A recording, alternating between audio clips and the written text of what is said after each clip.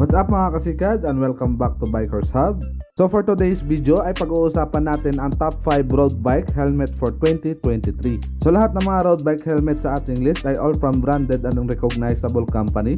At sasabihin ko rin sa inyo ang mga updated price nito na hindi lalagpas ng 5,000 pesos.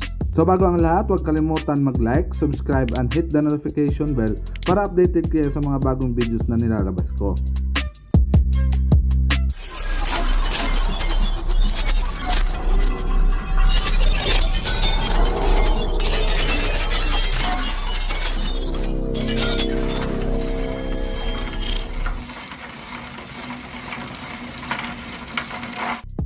So start tayo sa panlima sa ating listahan at ito ay si Oakley Arrow 3 Light Road. So alam naman natin na ang Oakley brand ay top company sa paggawa ng mga eyeglasses, sport glasses frame at lately ay pinasok na rin nila ang paggawa ng mga quality road bike helmets.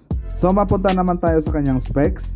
The helmet itself ay gawa sa polycarbonate shell, in short carbon. Meron itong integrated eyewear duct.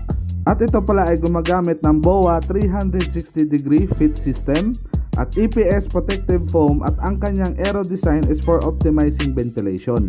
At meron din itong X-Plastic Bro Pad na anti-odor at sweat wicking. Meron lang itong timbang na 295 grams at ang price nito ngayon ay 2,800 pesos lang. So ito ay napakamura na nito para sa isang branded name para sa isang road bike helmet. So next sa ating listahan ay galing din sa isang sikat na road bike helmet manufacturer na Kask. At ito ay si Kask Rapido. So pagdating naman sa kanyang specs, ito ay gumagamit ng Kask up and down retention system.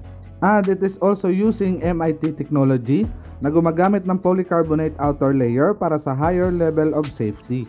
Meron din itong 24 ventilations design para sa aerodynamics at mapalamig ang ating mga ulo. At sa timbang naman nito ay meron itong 220 grams only. At ang latest price nito sa ngayon ay nasa 3,300 pesos.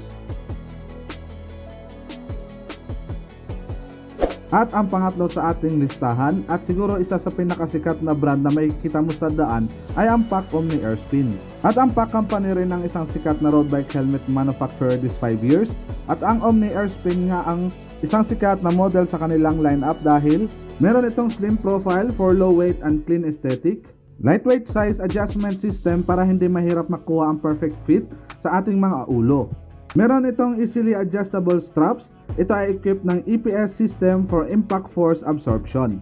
At meron din itong spin system that stand for sharing pad inside for short silicone pad technology. At ang bigat nito ay nasa 267 grams lang. At ang presyo nito ngayon ay 3,800 pesos. Sa presyo na yan ay meron ka ng PAC helmet na garantisado ang tibay dahil sa mga safety technology system na integrated dito. So moving on tayo sa number 2. Ito ay galing din sa PAC at ang model naman ngayon ay Omni Air Resistance MEP. So gawa ito sa PC shell or polycarbonate shell to enhance the structural integrity ng helmet. At meron din itong integrated MEP system or MEPS na ibig sabihin ay multi-directional impact protection system para sa good impact absorption just in case na magkaroon ng di inaasahang insidente na involve ang ating ulo. At adjustable din pala ang mga straps nito for 360 degree fit system. Punta naman tayo sa kanyang timbang. Meron lang itong 350 grams at sa presyo naman nito ay 3,800 pesos lang din. At ang pinakalas at top sa ating listahan ay si Giro Syntax MEPS Road Bike Helmet. So marami naman sa ating mga bikers na kilala itong brand na Giro. Siguro parating nyo ito nakikita sa daan at sa mga road bike competitions. At mapuntahan naman natin ang kanyang mga specs at ang kanyang price. Meron itong 25 wind tunnel ventilation with internal channeling, in-mold polycarbonate shell with EPS liner. Meron din itong integrated 4-piece polycarbonate interlocking and hard body shell. At ang mga paddings nito ay cold fit antimicrobial para hindi kaagad bumaho ang mga padding pag pinagpapawisan. At syempre di naman mawawala ang integrated MEPS technology. Ang bigat lamang nito ay nasa 308 grams. At ang latest price nito ngayon ay nasa 4,500 pesos. So hanggang doon lang muna ang ating list para sa top 5 road bike helmet of 2023. So kung meron akong nakalimutan na road bike helmet na pasok sa ganong budget, ay feel free to comment down below. At huwag kalimutang mag-like and subscribe para sa more bike content in the future. So ingat lagi sa daan mga kapadyak, ride safe!